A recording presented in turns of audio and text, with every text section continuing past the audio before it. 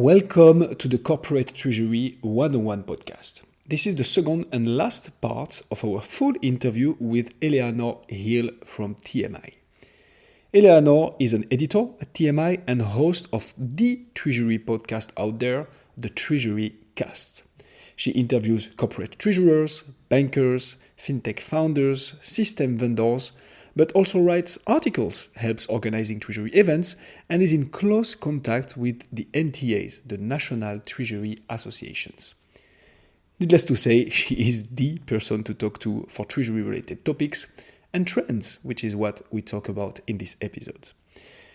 In the episode of today, expect to learn the importance of networking in treasury and how to get started. The takes of Eleanor on how the different actors in the treasury world, banks, system vendors, consulting firms, and so on, can collaborate to bring more value to their clients. The role of NTAs, such as the EACT, European Association of Corporate Treasurers, IACT, the Irish Association of Corporate Treasurers, and so on, in the treasury markets. Why TMI keeps a close relationship with those associations, and much more. We hope you enjoyed the last piece of our conversation with Eleanor, and if that is the case, please consider leaving us a review. Reviews are the best way to grow as a podcast. We've noticed that you have been quite a few to rate us on Spotify, so thank you very much for that. Also, if you would like to reach out to us, LinkedIn is the place to be. We are now being quite active on this platform, so if you have questions, a topic you would like us to break down in an episode, or even a guest you would like to recommend, search for Corporate Treasury 101 on LinkedIn and just reach out. We would be pleased to answer your messages. With all that being said, please welcome Eleanor Hill.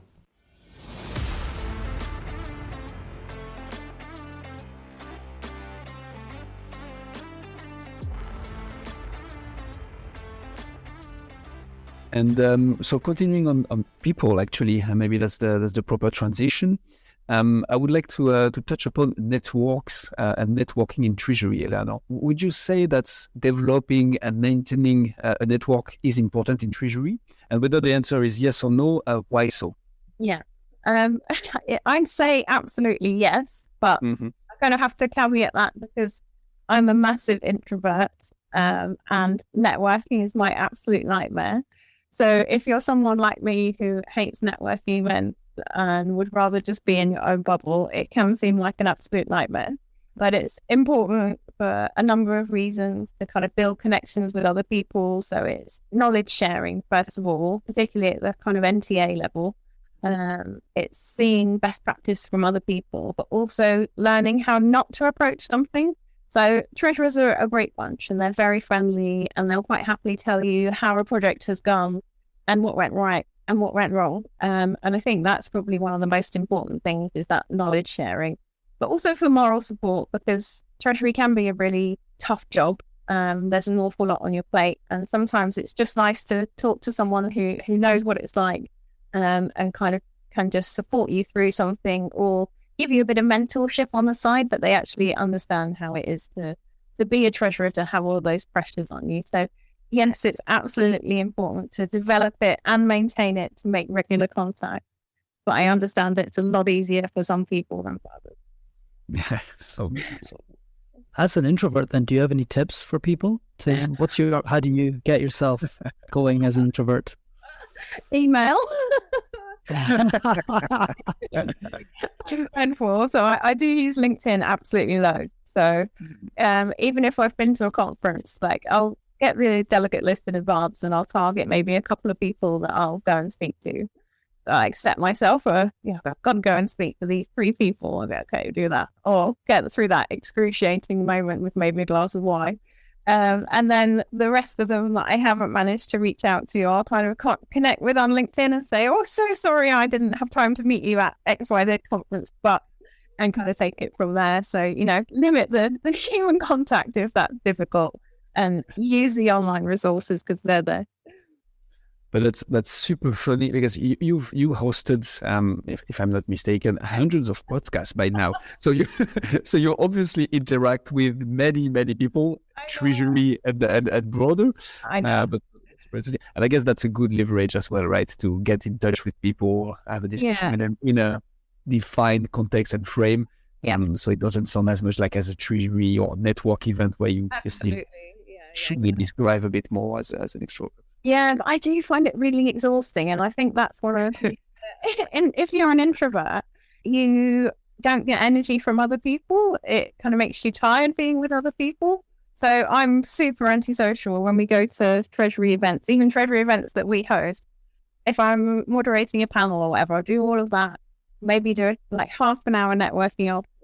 But everyone knows by now that I will go back to my hotel room. I will not go for the drinks. I will not do that. I just need time to go and like recharge and also to process things. So my thought process is always very sort of considered, and I'm not one of those people who likes to be on the spot thinking about things, whatever.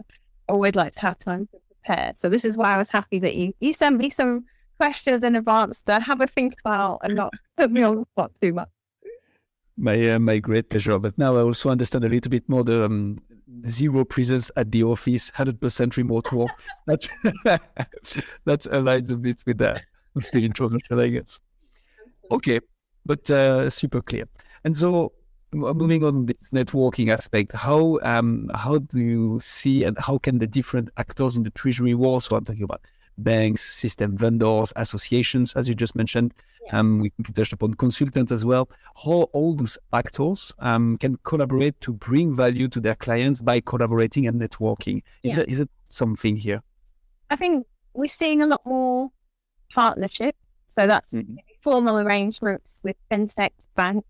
And then there's the kind of the more informal collaboration. So things like Treasury think tanks. Some of the banks will organise all of their corporate clients, and a lot more co-creation as well. So it's a lot more two-way.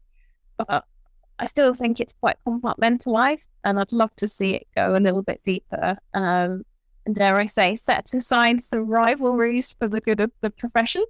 So if we think about kind of specific issues like KYC, I know that treasurers would love more coordination between banks on that particular area, and it's very difficult, but it never seems to happen. So I'd love to see a little bit more, kind of a little deeper collaboration. And it also goes for the Treasury publishing world, because there's some organizations that act very competitively or they're very territorial in the publishing world, when actually it would be great to work together and get a little bit more reach. So yeah, I'd love to push the boundaries of that a little bit. I don't know how we go about it. That's the challenge. But if people are open for working together a bit more at a deeper level, that will be excellent going forward. So maybe it's going to have to face some more networking. But I think it's getting people together in a room and having really candid conversations. And that's sort of few and far between in Treasury, because you're normally in some kind of formal setting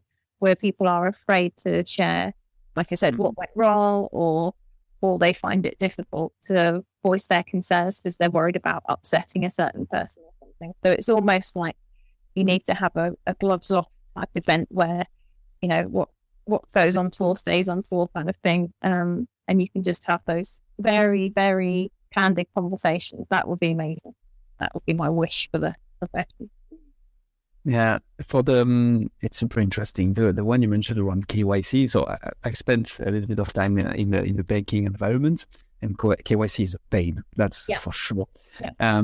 But so, what do you mean exactly? The banks could collaborate further together, exactly, to like centralize this KYC information, because there is a huge data privacy issue here. Yeah. So is it part of the fintechs that you mentioned that are in the back end of the? That's super interesting. Okay. Sorry, guys, just to jump in. What can you explain KYC a little bit for me? Yeah, so it's know your customer. So it's essentially what the banks go through when they're onboarding anyone into the bank. So it's like providing all of your ID and who are your bank signatories, who can authorize payments, etc., etc. And for every bank, it's different.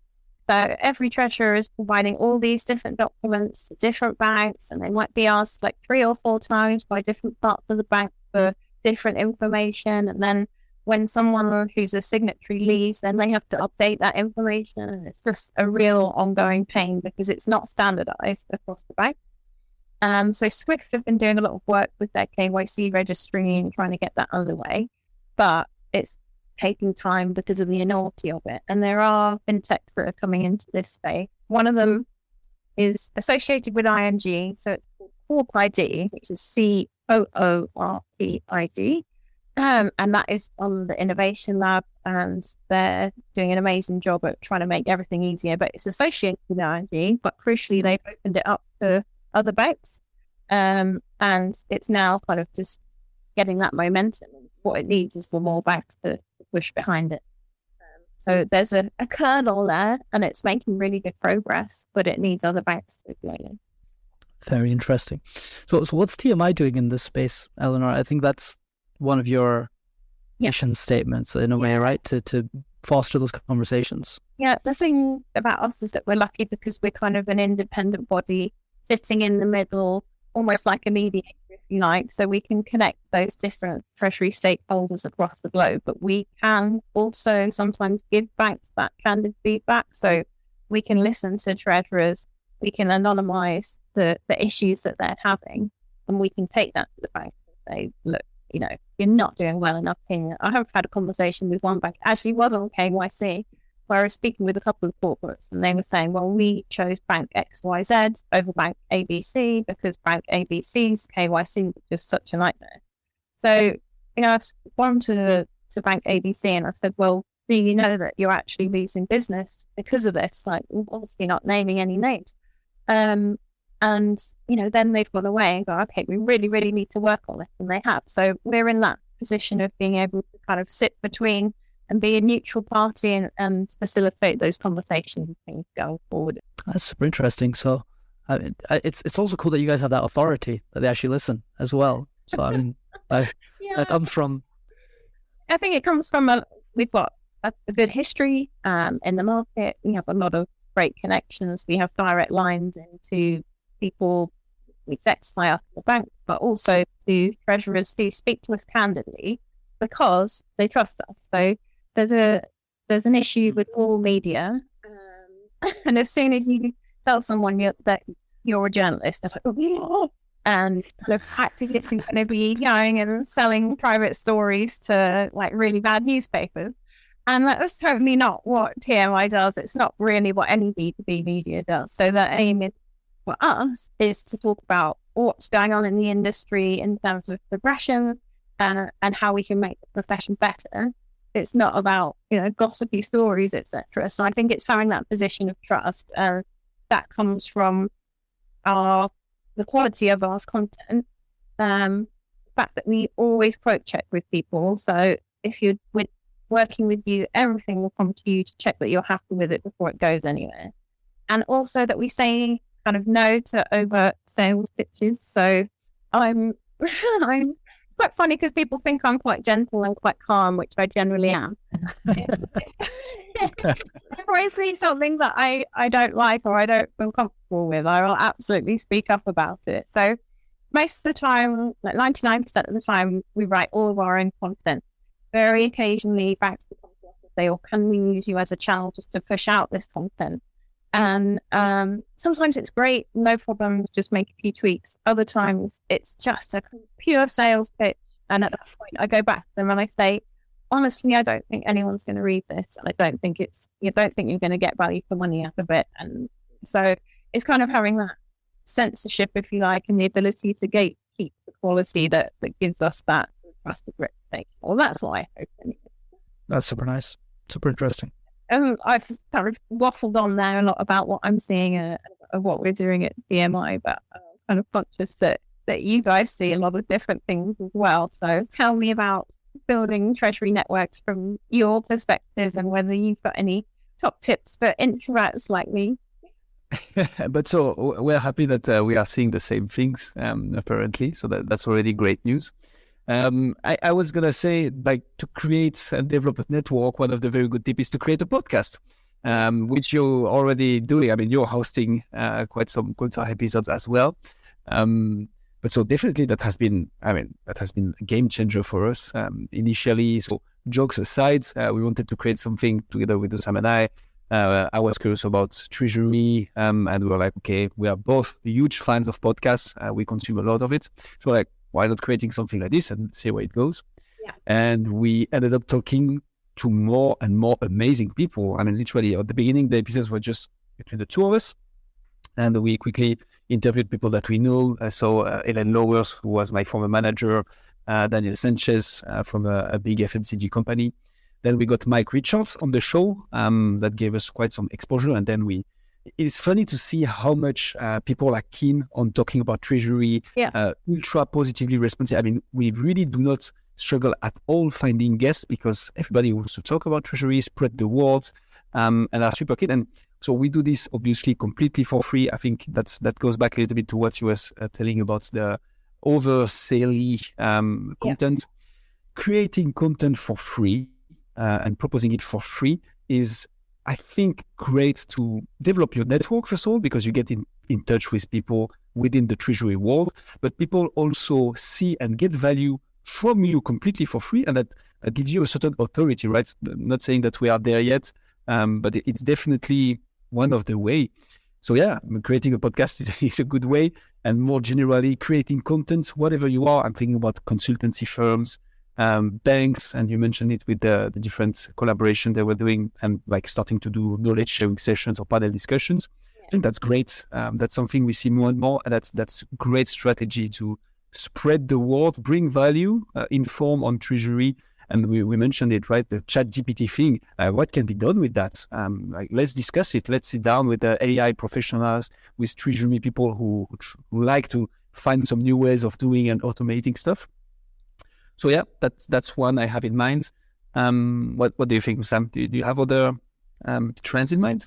I mean, I can be more generic about like networking in general. I mean, you mentioned it really nicely, actually, Eleanor, earlier when you said about just like, for example, I think you mentioned something interesting, which was you put time limits on how much you were networking even. So you said like, oh, I'll just go for half an hour or do something like this, which is, I mean, I would self-identify as an extrovert. I think I get a lot of energy from talking to people, but I still feel anxiety a lot of the time as well. I think everyone does to a certain degree. And I think it's just about, just doing the bare minimum, going up and saying hello without actually talking about Treasury. Yeah. Offering someone a biscuit, something like this just gets the ball rolling a lot of the time. Yeah. Break the ice. Yeah, just break the ice, and then not have a conversation about Treasury or a professional conversation at all with the first 2, 3, 5 people you speak to.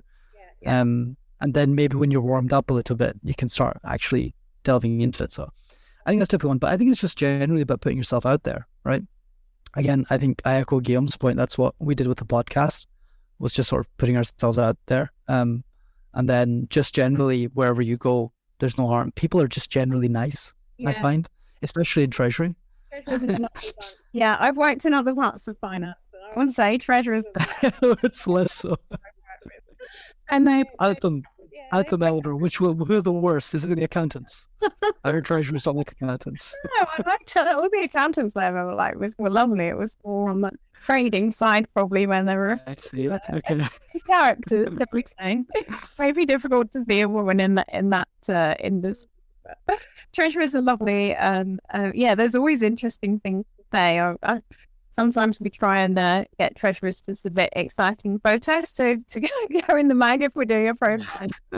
And I was one guy who told us all about these amazing holidays that he'd been on, and he sent in photos of him stroking a cheetah.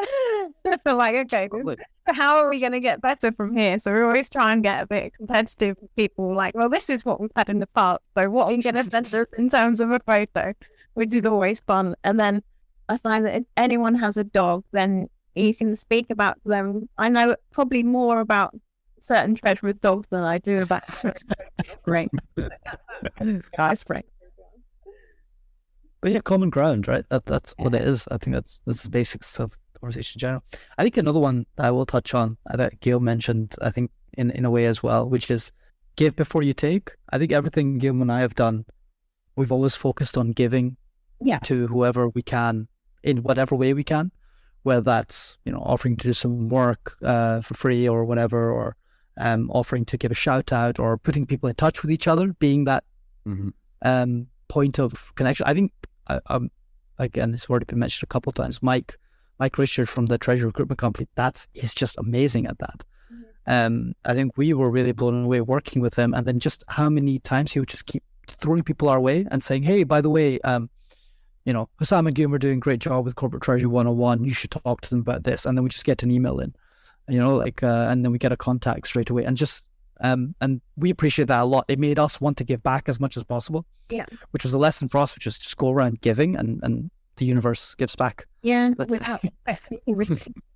Exactly. Without expecting to receive. Indeed. Just go out to give.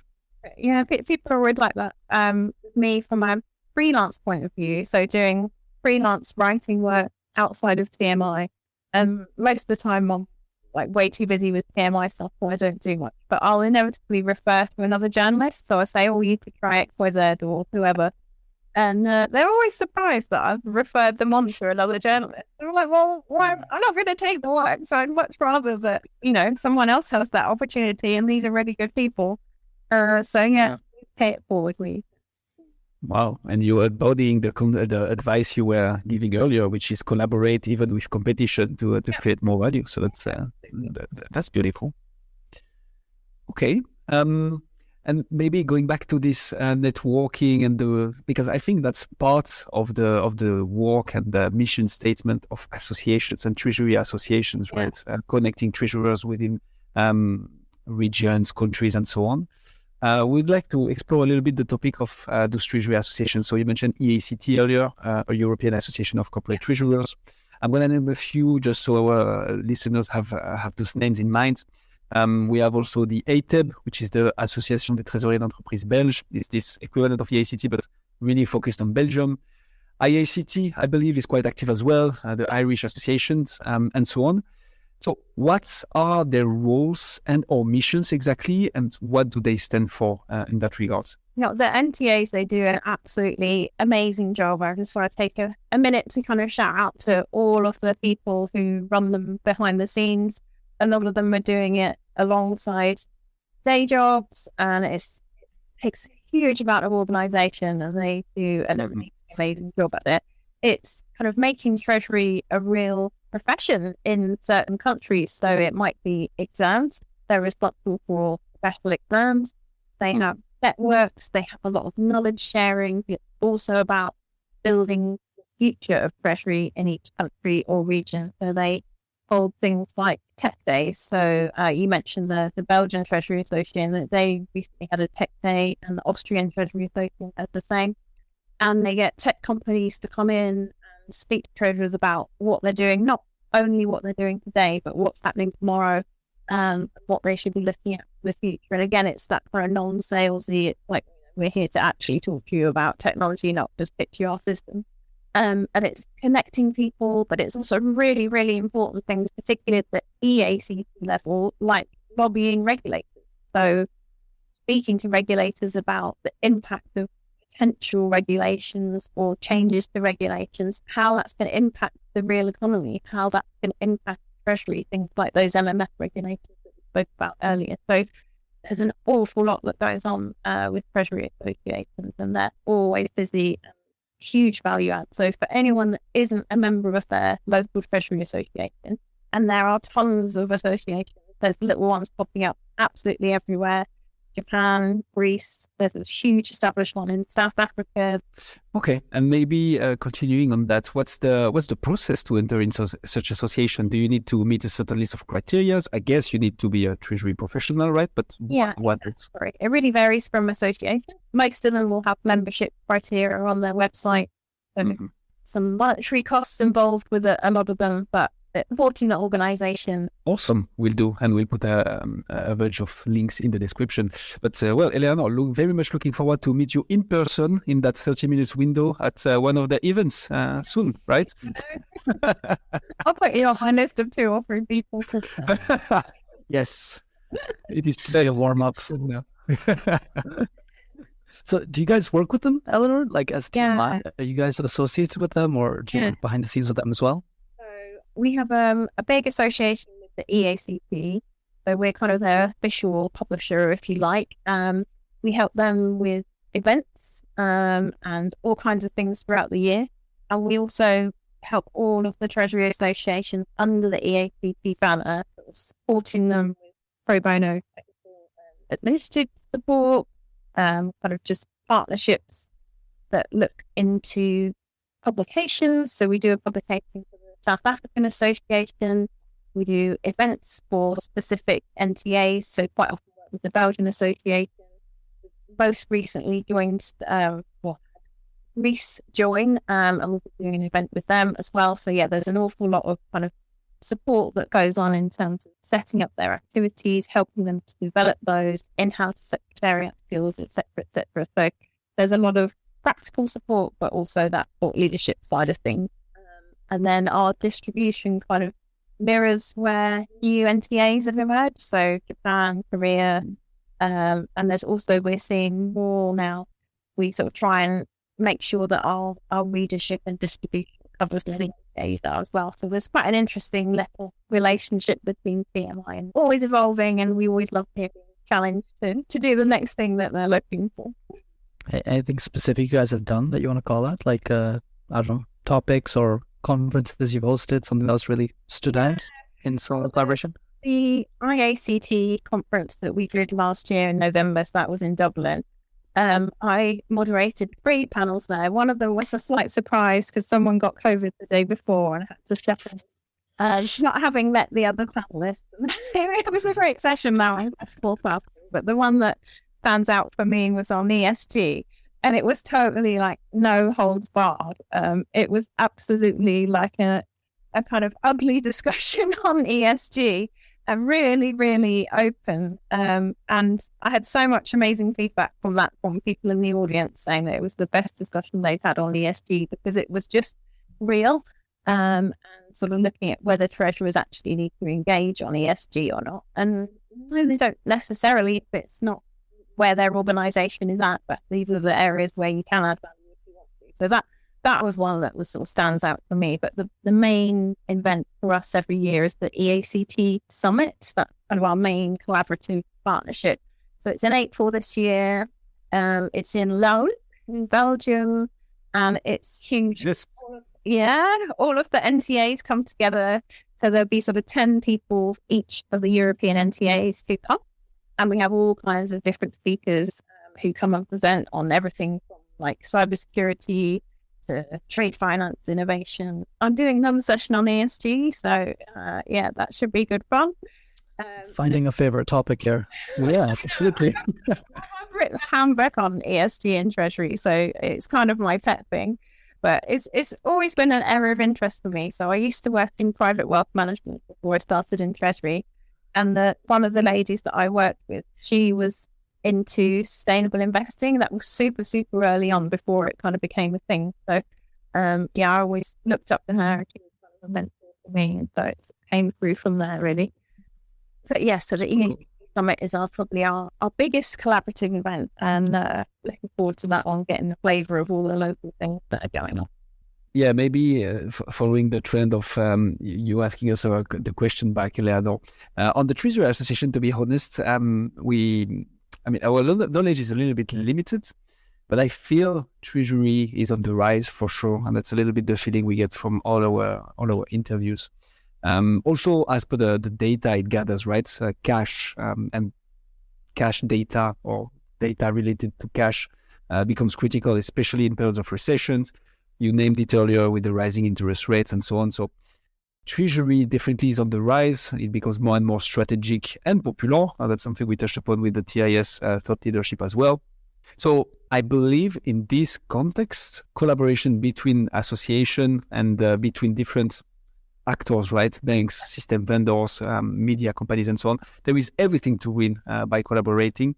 New solutions for sure. Our expertise is a bit limited in here, so I'm not going to speak too much about it, but for sure, sharing knowledge, and that's beautiful. That's something we mentioned earlier. Definitely there is value in that. Taking the time to educate people. And there are still, I feel, so many topics that can be tackled that we haven't yet so much in Treasury in particular. I'm thinking about cryptocurrencies. You named it earlier. Is there something to be done here that would be really of added value and so on? I'm not sure, but maybe it's worth checking. Maybe in an in-house bank context or something really internal or between entities within the same network. There for sure are some things to do, and this will come from collaboration, AI as well. We named it ChatGPT. I'm sure like the collective thinking will help advancing the technology and helping it improve the life of treasurers, right? Because as you named it, it's a very heavy work. So yeah, that's my view on it. What do you think, Sam? I mean, we've talked about cryptocurrency, right, Gil? We did it like episode like 40 something, 45, 44. Talked about Bitcoin as, in form of hedging in terms of how it can be related to cash pooling and whatnot as well. And so, but definitely more to be explored, I think, for sure. I mean, I'm not a treasurer, right? So I couldn't really tell you what treasurers could do more, but I could say that all the treasurers I've spoken to or we've spoken to in these podcasts, both on and off the podcast, I've always mentioned that talent has always been an issue. Treasury's not sexy enough. We can't get people in. We can't get people to be aware of it, etc., etc. So coming at it from the content side, I still think there's a lot I haven't seen, at least, and I think that's where Guillaume and I are trying to go with our podcast, of just like outreach to the newer generations in new formats and new formats of content. I think podcasting's a big one. I see a lot of white papers still in Treasury, which I think might cater to a certain demographic, but I don't know if that's what university students are reading or college students are reading, or making them aware of what Treasury is as a career path. Can you kind of envisage a Treasury TikTok? There's a TikTok for everything, honestly. So, I mean, here's the thing. The approach Guillaume and I have always put is something's better than nothing. So maybe you can get one with millions and millions of views, but you might inspire that odd person that's in some sort of mathsy, finance-y division, that you kind of give them a little insight into, how cash pooling is done and how the intricacies of hedging and things like this. And it might just spark a curiosity, right? You never know what influences someone down a path. I'm going to make you promise now then that if I start a Treasury TikTok, you'll both come on it. Well, I'll be on it. We could be. Well, I mean, part of making Treasury sexy again was us being in the Treasury content space. Guillaume's French accent was what we could fall for. I don't know if that we convert, but we can. Well, repeat your friend. Yeah, but look, I don't know if there is any, but if some TED Talks organizers are listening to this podcast, who knows, maybe, definitely down to organize one, and we'll have Eleanor with us for sure. Maybe not for the networking event afterwards, but that's something we would be interested in. All right, we covered quite a lot. That's amazing. Thank you so much, Eleanor. I don't know if there is anything else you'd like to add to either the major trends, TMI in particular, Treasury associations, or any other hot topics that you would like to? Yeah, I think we've done a fairly good kind of whistle-stop tour of everything, but the thing that is always on my mind is with all of this change going on, treasurers being so busy and so much being expected of them, that just to have an eye on well-being, mental health is so important. I really do worry about burnout in treasurers. I see a lot of them that are doing quite much, especially those that are running Treasury Associations as well. So just be conscious of your mental health, be conscious of well-being, and check in on people around you as well and see how they're doing. That would be my only advice. Awesome. No, but you're right. That's super, super important. All right. We'll put some of the links that we mentioned already in this episode, but if people would like to reach out either to you, my advice is email or LinkedIn. Get Eleanor to answer. Or maybe directly to TMI, because you guys are doing a lot. Where should people go if they want either to learn more or to be in touch or see where your next event is? Where should they go? So the TMI website is probably the best place where everything's together. So that's treasury-management.com. Everything's on there. You can email us, TMI@treasury-management.com. I'm always open to chatting on LinkedIn, as I said. So just look for me, Eleanor Hill. I've got red hair, so it's very obvious once you stumble across me. Awesome. That's perfect. We'll put all this in the description. Thank you so much, Eleanor. Thank you for having me.